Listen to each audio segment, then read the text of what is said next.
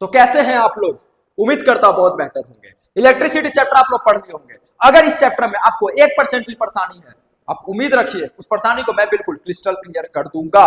तो पहले आपको इलेक्ट्रिसिटी समझने से पहले आपको पहले समझना पड़ेगा कि साइंस को 3 भाग में बांटा गया है। एक होता है बायो, एक होता है केमिस्ट्री, एक होता है फिजिक्स।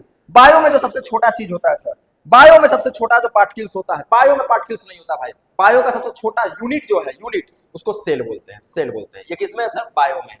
केमिस्ट्री में जो सबसे छोटा है, केमिस्ट्री में उसको हम लोग एटम्स बोलते हैं। क्या बोलते हैं? एटम्स। और आप जो फिजिक्स पढ़ रहे हैं, फिजिक्स में सबसे छोटा चीज है, फिजिक्स में उसको हम लोग चार्ज बोलते हैं। क्या बोलते हैं? चार्ज। ठीक है ना? तो अपना समझो हर एक विभाग का सबसे छोटा छोटा चीज है, वही यहाँ पर फिजिक्स पढ़ रहे हैं तो फिजिक्स में सबसे छोटा चीज वो क्या होता है? क्या होता है? चार्ज होता है। ठीक है। पर अब बच्चा सोच रहा होगा सर फिजिक्स तो हम आज तक जो भी चीज देखे, Newton first law, second law, हमने आज तक तो उसे सिर्फ महसूस किया है, तो सबसे छोटा है कि पार्टिकल्स तो कुछ हो नहीं सकता है। तो नहीं, यहाँ प्रॉपर्टी का बात होता है। फिजिक्स पढ़ने से पहले आपको दो बात समझना कि यहाँ पे हमेशा हम लोग बॉडी का बात करते हैं, अब बॉडी का प्रॉपर्टी से रिलेटेड का बात करते हैं। तो बॉडी कहने का मतलब हो गया एक तरह से मैटर है, जगह तो छेकता है, ऑक्युपाइज स्पेस करता है। तो मैटर का सबसे स्मॉलेस्ट प्रॉपर्टी, ठीक ना, the smallest property of a matter, उसी को हम लोग चार्ज बोलते हैं। या द इंट्रिंसिक प्रॉपर्टी, इंट्रिंसिक मतलब होता है बेसिक चीज, इंट्रिंसिक एकदम बेसिक है। अगर basic property of an matter की बात कर रहे हैं उसको हम लोग चार्ज बोलते हैं। तो चार्ज क्या होता है? ध्यान से लिख लेना। It is a basic property of a matter, या इट इज ए इंट्रिंसिक और fundamental property of a matter. Matter का, पार्टिकल्स का, सॉरी मैटर का, बॉडी का सबसे छोटा जो प्रॉपर्टी है उसी को चार्ज बोलते हैं। तो फिजिक्स चार्ज से ही स्टार्ट हुआ है। ठीक है। तो चलिए हम लोग पहले चार्ज के बारे में थोड़ा थोड़ा देख लेते हैं। अगर हम लोग बात कर रहे हैं सर चार्ज के बारे में, ठीक है, चार्ज, तो चार्ज मेनली दो तरह का चार्ज होता है, एक होता है पॉजिटिव, एक होता है नेगेटिव। लेकिन एक और आप देखोगे कि कोई एक ऐसा चार्ज है जिसपे कोई चार्ज ही नहीं है, मतलब ना वो निगेटिव है ना वो पॉजिटिव है, मतलब वो जीरो चार्ज होता है। हम इसको इलेक्ट्रॉन प्रोटॉन के बात से समझते हैं, ध्यान देना। अगर कोई बॉडी जीरो है मतलब उस पर कोई चार्ज नहीं है, तो क्या इसका मतलब है क्या उसमें इलेक्ट्रॉन नहीं है? क्या उसमें प्रोटॉन नहीं है? नहीं है। पर बात क्या है, दोनों इक्वल है। द नंबर ऑफ इलेक्ट्रॉन और नंबर ऑफ प्रोटॉन अगर दोनों इक्वल होता है in a body, then a body is said to be neutral charge, उसको न्यूट्रल चार्ज बोलते हैं। अगर पॉजिटिव चार्ज की बात हम लोग कर रहे हैं तो पॉजिटिव में क्या होता है? Number of proton should be greater than number of electron. Number of proton जो है वो नंबर ऑफ इलेक्ट्रॉन से ज्यादा होता है। जस्ट लाइक हम एक बॉडी इमेजिन कर रहे हैं, ये क्या है, मान इसमें 2 पॉजिटिव चार्ज है।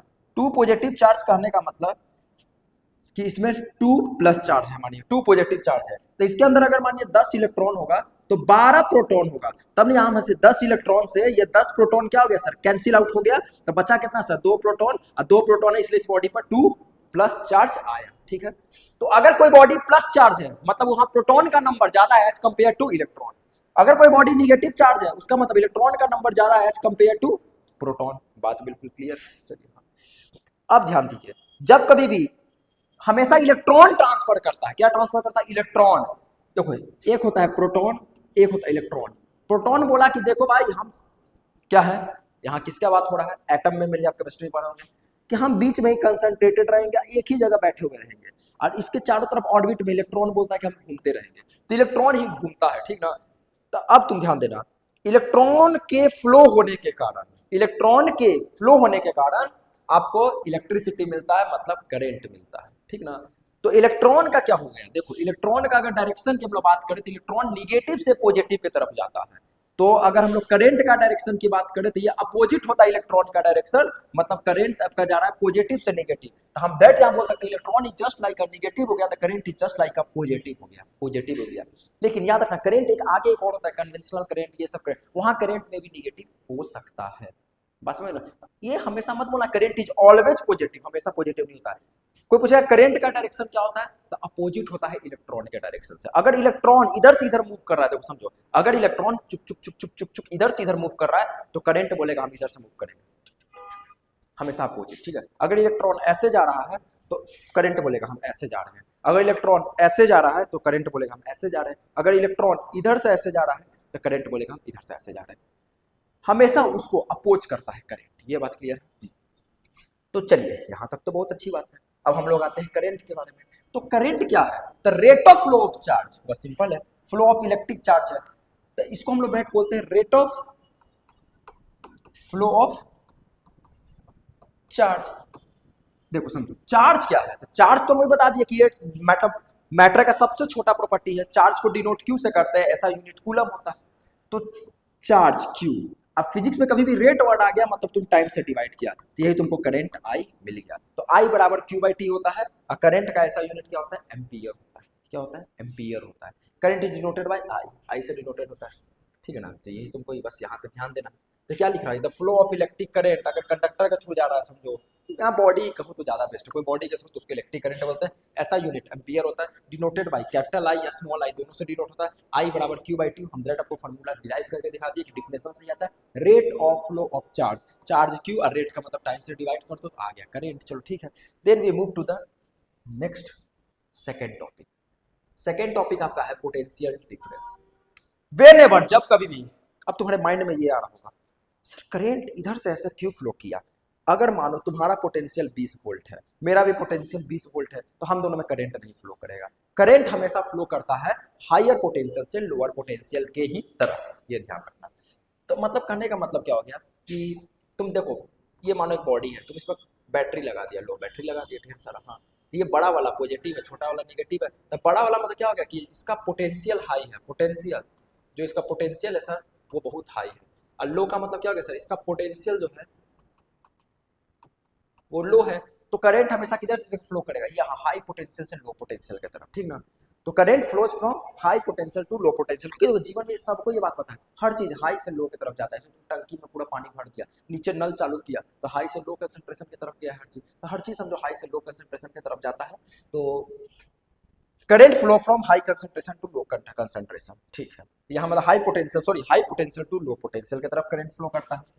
तो अब बात आया सर पोटेंशियल डिफरेंस। यहाँ तुमको दो वर्ड समझना पड़ेगा, एक होता है इलेक्ट्रिक पोटेंशियल, क्या होता है इलेक्ट्रिक पोटेंशियल, एक होता है पोटेंशियल डिफरेंस, पोटेंशियल डिफरेंस।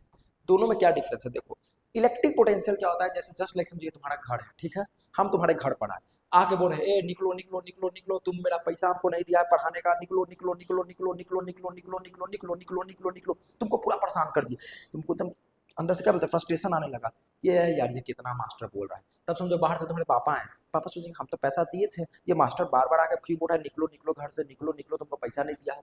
तो पापा क्या करेंगे, हमको फोर्स लगाएंगे, मतलब कहने का हमको ढकलेंगे, हम पे वर्क किए और हम तुम्हारे घर के अंदर चल गए, समझा। तो तुम्हारे घर के हम बाहर थे, मतलब वो इन्फिनिटी है, इन्फिनिटी कहने का मतलब क्या, वो तुम्हारा संपत्ति नहीं है, रोड तो सार्वजनिक है, सबका संपत्ति है, तो हम तो इन्फिनिटी पे थे। फिजिक्स में इन्फिनिटी का मतलब ये मत सोचना बहुत दूर होता है, फिजिक्स में इन्फिनिटी का मतलब होता है कि जैसे मानो ये है, ठीक ना, तब ऐसा करके सर्कल बना है, ठीक ना, तो इससे जितना दूर, जैसे मानो भी ये बोर्ड है, ठीक है, अब तुम यहाँ ध्यान देना, ऐसे करके हम इसको बोर्ड को छू पा रहे हैं, नहीं छू पा रहे हैं, नहीं, तो ये बोर्ड मेरे लिए इन्फिनिटी हो गया, लेकिन अब जाके इसको छू दिया, ये इन्फिनिटी नहीं हो गया, मतलब आपके रेंज से जो बाहर चल गया, ठीक ना, वो इन्फिनिटी हो गया। अब जैसे तुम्हारे घर में मैडम को ढकेल दिया, तो अब क्या हो गया भाई, तो हम तो तुम्हारे फील्ड में आ गए, अब तुम यहाँ पर हमको जो चाहोगे भाई कर सकता है, ठीक ना, समझ रहा ना, बस ऐसे ही मजाक के लिए था। इलेक्ट्रिक पोटेंशियल क्या होता है, एक तरह से वर्क डन किए, कौन वर्क डन किए, तुम्हारे पापा, किसको, एक यूनिट पॉजिटिव चार्ज हमको क्यू लाने के लिए, तो उनसे क्या हो गया पोटेंशियल जनरेट हो गया। घर के बाहर हम बहुत बोल रहे थे, जैसे तुम्हारे घर के अंदर गए हम बिल्कुल चुप हो गए, हम समझ गए इसके घर में बहुत आदमी है भाई, समझ जाओ हमको बहुत दिक्कत हो जाएगा, इसलिए हम बोले ही नहीं है, सिर्फ जो भी बोलना था हम घर के बाहर बोले थे, ठीक है। तो अगर समझो, अगर किसी चार्ज को समझो, जैसे हम समझे एक चार्ज है, यूनिट चार्ज, अगर किसी चार्ज को तुम इन्फिनिटी से अपने फील्ड में ला रहे हो, इन्फिनिटी मतलब रोड, वो सार्वजनिक है, सबका है, वहां से तुम अपने घर में ला रहे हो, उसको इलेक्ट्रिक पोटेंशियल बोलते हैं। और फिजिक्स में इलेक्ट्रिक पोटेंशियल करके कोई चीज होता ही नहीं है, बस ये लोग रेफरेंस लिए हैं। हम बोलेंगे क्या इलेक्ट्रिक पोटेंशियल एग्जिस्ट करता है, नहीं करता है, ऑलवेज एग्जिस्ट करता है पोटेंशियल डिफरेंस, ऑलवेज एग्जिस्ट करता है पोटेंशियल डिफरेंस। तो पोटेंशियल डिफरेंस क्या हो गया, अब तुम्हारे घर में आए, तुम सोचा कि इसको बाहर वाला रूम में रख रहे थे, बहुत चिल्ला रहे हैं सब, तो इनको क्या कहते हैं, यहाँ से पकड़ के ऐसे करके अंदर वाला रूम में ले गए, दूसरा रूम में। तो अगर तुम अपना ही रेंज में, मतलब अपना ही इलेक्ट्रिक फील्ड में अगर एक पॉइंट से दूसरा पॉइंट हमको लेके जा रहे हो, तो वही तुम्हारा कहलाता है पोटेंशियल डिफरेंस। पर बात है दोनों का फॉर्मूला सेम होता है, work done in bringing a unit positive charge, बस डिफिनेशन समझो, लिख लो इसको। इलेक्ट्रिक पोटेंशियल क्या होता है, वर्क डन इन मूविंग या in bringing a unit positive charge from electric potential में infinity to one, infinity to that point, work done in bringing a unit positive charge from infinity to that point is known as electric potential। आप वो तो exist करता नहीं है, वो तो बस हम लोग रेफरेंस लिए थे। मेन एग्जिस्ट क्या करता है, पोटेंशियल डिफरेंस। तो पोटेंशियल डिफरेंस क्या हो गया, तो work done in bringing a unit positive charge from one point to another point in electric circuit या in electric field is known as potential difference. ऐसा यूनिट वोल्ट होता है, denoted by we होता है, वी बराबर W by Q होता है। ठीक है, आपने क्या देखा, आपने करंट पढ़ लिया आई, आपने वोल्ट पढ़ लिया वी, ये दोनों के बीच में एक अच्छा रिलेशन है। अब वो रिलेशन कौन देखे गया, ओम। ओम जो था एक आज साइंस और एक साइंटिस्ट का नाम था, वो एक अच्छा रिलेशन देखे गया। वो ऐसे बोलता है कि देखो भाई कुछ नहीं करना, हम लोग बच्चा में देखते थे वीर द रोबो बॉय, ठीक ना, तो बस ये बोल दिया वीर है, वी आई आर, वीर कर दो, वीर, ठीक ना, और जिसमें ई बराबर कर दो, V equal to I R, ठीक ना। तो यही ओम्स लॉ है। इससे क्या पता चला, ध्यान देना, इधर देखो, ध्यान दो कि भी जो है, अगर तुम पोटेंशियल लिख रहे हो, ठीक ना, पोटेंशियल वो डायरेक्टली प्रोपोर्शनल होता है करंट के। नहीं समझ आया, अभी समझा देते, ध्यान दो। अगर घर में तुम्हारा बहुत तेज वोल्टेज आ गया, बहुत तेज वोल्टेज आ गया, मतलब तुम समझ गया बहुत ज्यादा उसमें करंट है। अगर मान लीजिए वोल्टेज बहुत कम हो गया, मतलब कहीं ना कहीं करंट कम है, मतलब वोल्टेज बढ़ने पर करेंट भी बढ़ता है, वोल्टेज घटने पर करेंट भी घटता है, दोनों एक दूसरे के directly proportional.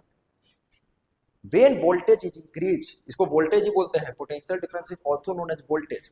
When voltage is increase current is also increase. महसूस करना, करंट ज्यादा आया होगा, मतलब बहुत तेज तुम्हारे घर में वोल्टेज है, ज्यादा बिजली उठेगा, मतलब when voltage is increase current is increase, when voltage is decrease current is also decrease. ठीक है।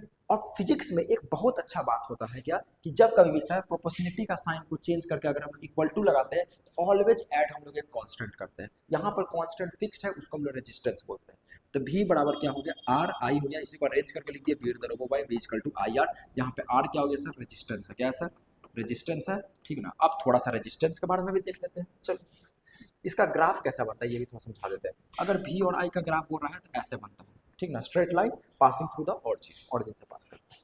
ऐसा यूनिट ऑफ रेजिस्टेंस क्या होता है, ओम होता है। जो साइंटिस्ट जो अपना था, अपना नाम पे ही रेजिस्टेंस जो कांस्टेंट था उसका ऐसा यूनिट ओम दे दिया, ठीक है। रेजिस्टेंस क्या होता है सर, रेजिस्टेंस एक तरह का रुकावट है sir, it is a property of a conductor. एक कंडक्टर का प्रॉपर्टी होता है सर, जो करंट को रोकता है कि नहीं भाई हम ज्यादा करंट नहीं जाने देंगे, ठीक ना। जस्ट लाइक क्या हो गया कि अगर कोई इंसुलेटर है, तो इंसुलेटर में तो करंट नहीं जा रहा है, नहीं, मतलब उसका रेजिस्टेंस बहुत हाई है, बहुत ज्यादा हाई है, पूरा करंट को रोक दे रहा है। समझ रहे हो ना, समझ रहे हो क्या बोल रहे हो। बस रेजिस्टेंस इज जस्ट लाइक समझो तुम्हारा white blood cell, white blood cell क्या करता है, बाहर का जो बीमारी है उसको रोक रहा है कि नहीं नहीं बीमारी मत आओ, बीमारी मत आओ। वही बात है, रेजिस्टेंस क्या बोल रहा है कि देखो करंट है, करंट बोल रहा है कि हम इसके अंदर चलते हैं, चलो चलो चलो चलो चलो चलो चलो, और यहाँ पर रेजिस्टेंस ही बोल रहा है हम नहीं जाने देंगे, रोक रहा है, रोकता है। तो ये कोई भी मतलब कोई भी कंडक्टर बोलो, ऐसे मेनली कंडक्टर में ही हम लोग रेजिस्टेंस की बात करते हैं, क्योंकि इंसुलेटर का तो रेजिस्टेंस बहुत हाई होता है, ठीक है। तो it is a property of a conductor, जिसमें समझो करंट को रोकता है। हम बस बोलते हैं तुम डायरेक्ट क्या लिखो, resistance is a property of a material, क्योंकि कोई भी मटेरियल हो सकता है, that resist the flow of current, flow of current को रोकता है, ठीक है। अब किन किन फैक्टर पर रेजिस्टेंस डिपेंड करता है, तुम ध्यान दो। अगर तुम समझो तुम बहुत 5 घंटा से तुम चल रहा है, चल रहा है, चल रहा है, तुम्हारा पैर तुमको रोक रहा नहीं, अब मत चलो जी बहुत थक गए, अब मत चलो बहुत थक गए। तो उसी तरह बात है, लेंथ अगर बढ़ेगा तो लेंथ के डायरेक्टली प्रोपोर्शनल है रेजिस्टेंस, मतलब लेंथ बढ़ाओगे तो रेजिस्टेंस भी बढ़ेगा। अगर ये इतना छोटा है तो इसमें रेजिस्टेंस कम है, अगर ये इतना बड़ा है तो इसमें रेजिस्टेंस ज्यादा है। समझ जाओ, लेंथ इंक्रीज करने पर, लेंथ को इंक्रीज करने पर, लेंथ को इंक्रीज करने पर resistance is also increase, resistance भी इंक्रीज होता है, ठीक। और एरिया का इनवर्सली प्रोपोर्शनल होता है, ठीक है ना। यहाँ पे लिख देते हैं रेजिस्टेंस डायरेक्टली प्रोपोर्शनल है लेंथ का, इसको इक्वेशन 1 मानो। रेजिस्टेंस इनवर्सली प्रोपोर्शनल है एरिया का, इसको इक्वेशन 2 मानो। फ्रॉम इक्वेशन 1 एंड 2 अब देख रहे हैं दोनों का RHS sorry LHS LHS same है, तो आर आ गया, और इधर एल बाई ए आ गया, तो आर प्रोपोर्शनलिटी का साइन हटा तो इक्वल टू आए, एक कांस्टेंट आएगा जिसको हम लोग रो बोलते हैं, एल बाई ए आ गया। ये रो ही क्या कहलाता है, रेजिस्टिविटी, क्या कहलाता है, रेजिस्टिविटी, ठीक ना। तो हम बोलना चाहते हैं कि रेजिस्टेंस मेनली 3-4 चीज पर डिपेंड करता है। पहला लेंथ पर, लेंथ पे डायरेक्टली प्रोपोर्शनल है, मतलब लेंथ बढ़ाओगे हम भी बढ़ेंगे, लेंथ डिक्रीज करोगे हम भी डिक्रीज होंगे। दूसरा एरिया, एरिया के इनवर्सली प्रोपोर्शनल है, मतलब एरिया बढ़ेगा, एरिया बढ़ रहा है तो हम कम है, हम बढ़ रहे हैं तो एरिया कम है, जस्ट लाइक तराजू वाला।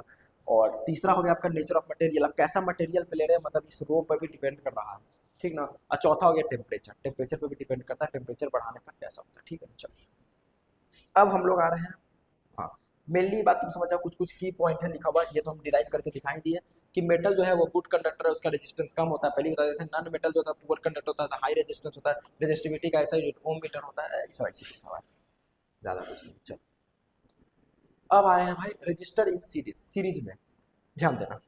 दो तरीका से जो रेजिस्टेंस था, रेजिस्टेंस, तो रेजिस्टेंस किसका होता है भाई, तो कोई कंडक्टर का होता है, कोई मटेरियल का होता है, तो उस मटेरियल को हम लोग रजिस्टर बोलते हैं। क्या बोलते हैं? रजिस्टर। मतलब रजिस्टर का रेजिस्टेंस होता है, रजिस्टर का रेजिस्टेंस होता है। तो अगर रजिस्टर को, मतलब जस्ट लाइक रजिस्टर क्या हो गया सर, जैसे बल्ब हो गया, फैन हो गया, ये सब रजिस्टर है, ये सब क्या है, रेसिस्टर है, ठीक ना। क्यों सर रेसिस्टर है सर? क्योंकि इसके अंदर कुछ रोकता है करंट को, तभी तो फैन का मेनली काम क्या है, हवा देना, पर फैन तो हीट भी तो हो रहा है, मतलब उसके अंदर रेजिस्टेंस है, करंट को रोक रहा है, ठीक है। बल्ब का काम क्या है, मेनली ग्लो होना, लेकिन बल्ब हीट भी तो हो रहा है, मतलब उसके अंदर भी रेजिस्टेंस, रेजिस्टेंस काउज ही हीटिंग इफेक्ट, वही हीटिंग इफेक्ट कर देता है। तो अगर हम सब सीरीज में लगा दे रहे हैं, ठीक ना, तो सीरीज में क्या होता है कि देखो यहाँ से करंट गया आई, तो सब में करंट सेम गया, इसमें भी आई करंट गया, इसमें भी आई करंट गया, इसमें भी आई करंट गया, लेकिन सबका पोटेंशियल अलग अलग है, इसका पोटेंशियल अलग है, इसका पोटेंशियल अलग है, इसका पोटेंशियल अलग है। ये पैरेलल, आप पोटेंशियल देखो याद रखना, हम जो बता रहे हैं कि एक होता है एमीटर, क्या होता है, एमीटर, एमीटर से हम लोग क्या करते हैं, मेजर करते हैं करंट को, कितना करंट फ्लो कर रहा है। एक होता है वोल्ट मीटर, वोल्ट मीटर से क्या करते हैं, वोल्ट मीटर, मीटर है तो ये भी मेजर करता है किसको, वोल्टेज को, मतलब पोटेंशियल डिफरेंस को। तो वोल्टेज मतलब वोल्ट मीटर जो गया वो always add parallel to the circuit, circuit में हमेशा पैरेलल लगता है, और ammeter always add series, series in the circuit, circuit में एकदम लाइन से सीरीज में चल जाता है, लेकिन ये पैरेलल ऐसे ऐसे करके पैरेलल लगता है, ठीक है, बात क्लियर। तो अगर मानिए रजिस्टर को हम सीरीज में लगा देते हैं, तो सब में तो करंट बराबर है, ये कैसा है, हम इसको डिराइव करके दिखा देते हैं। हमको पता है सर V इक्वल टू क्या होता है सर, आई आर होता है, वी द रोबो बॉय, ठीक है सर। सब में तो अलग अलग है, लेकिन सब में करंट तो सेम है, ठीक है। इसमें रेजिस्टेंस R1 है, ठीक है, ये V1 हो गया। अगर V2 है सर तो करंट तो सेम रहेगा, R2 हो गया। अगर V3 है सर तो करंट तो सेम रहेगा, R3 हो गया, ठीक है।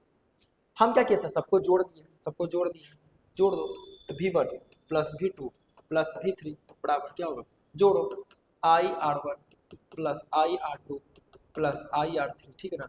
आई सब में कॉमन लिए, R1 आ गया, R2 आ गया, R3 आ गया, आई पूरा था, वोल्टेज बढ़ गया। तो यहाँ पर रेजिस्टेंस क्या हुआ, एक, अगर तुम सीरीज में बात कर रहे हो तो वहां पर जो इक्विवेलेंट रेजिस्टेंस निकलता है, इक्विवेलेंट रेजिस्टेंस, वो सबको ऐड अप कर देता है। सिंपली बात करें तो एक अलजेब्रिक सम में तुम उसको ऐड कर दो, बस सिंपल। तो अलजेब्रिक सम ऑफ रेजिस्टेंस हो जाता है, मतलब सिंपली में अगर ऐड हो जाता है, जैसे R1 plus R2 plus R3, तो इसी को हम लोग क्या बोलते हैं, रजिस्टर इन सीरीज बोलते हैं, ठीक ना। उसी तरह उसको पैरेलल को भी कीजिएगा, पैरेलल में क्या होता है कि इक्विवेलेंट रेजिस्टेंस जो निकलता है वो नीचे रेसिप्रोकल में आ जाता है, 1/R1 plus 1/R2 plus 1/R3, ठीक है। यहाँ पे क्या होगा सर, इसमें करंट अलग अलग है, माने यहाँ से करंट आई गया, अब यहाँ पे सारा करंट कंफ्यूज हो गया कि मेरे हमको तो तीन रास्ता दिख रहा है, एक में I1 करंट गया, एक में I2 करंट गया, एक में I3 करंट गया, तो करंट का डायरेक्शन चेंज होता है। तो बस तुमको यही मेन बात याद रखना है सर, एक होता है सर सीरीज, एक होता है सर पैरेलल। बात समझ आ रहा है? जो भी डाउट होगा कमेंट में लिख देना। सीरीज में क्या होता है सर, सीरीज में क्या होता है, करंट सेम रहता है, करंट सेम रहता है, पोटेंशियल डिफरेंस डिफरेंट होता है। पैरेलल में क्या होता है सर, करंट डिफरेंट होता है, लेकिन पोटेंशियल डिफरेंस सेम होता है। चलो यहाँ तक बात क्लियर है, न्यूमेरिकल पे भी आएंगे, टेंशन मत लो, बस ये माइंड मैप के थ्रू हम आपको पूरा एक चैप्टर को क्लियर करते जा रहे हैं। अब आ रहा है heating effect of current. Heating effect of current क्या बोलता है, जब कभी भी किसी बॉडी से करंट जाता है, जब कभी किसी बॉडी से करंट जाता है, तो भाई उसके अंदर रेजिस्टेंस होता है, वो रेजिस्टेंस ही उसमें कुछ हीट प्रोड्यूस करता है, then that effect is known as heating effect of current. मतलब when electric current flows through a conductor, body समझो कुछ रेजिस्टेंस के कारण हीट होता है, then that phenomenon is known as heating effect of current होता है। इसका एप्लीकेशन क्या है सर, एप्लीकेशन मतलब आखिर ये भाई है तो इसका कहीं हम लोग यूज करेंगे। जो भी आप हीटर देख रहे हो उसके अंदर सब हीटिंग इफेक्ट ऑफ करंट है, वहाँ पे तो 100% हीटिंग इफेक्ट ऑफ करंट हम लोग करते हैं। लेकिन देखो अगर बात करें फिजिक्स में तो कभी भी 100% चेंज नहीं होता है, 99.9% चेंज हो जाएगा, लेकिन कुछ हमेशा एनर्जी लॉस होता है, ठीक है। गीजर हो गया, हीटर हो गया, सोल्डिंग आयरन, टोस्टर, मतलब जो भी गर्म करने वाला चीज है उसमें heating effect of electric current use होता है। अब बात क्या था, ये जो heating effect of electric current था, इस पर एक प्रिंसिपल बना के एक लॉ समझो बना दिया गया, ठीक ना, जिसको हम बोलते हैं joules law of heating effect. बहुत इंपॉर्टेंट है, Ohm's law, joules law of heating effect, ठीक है।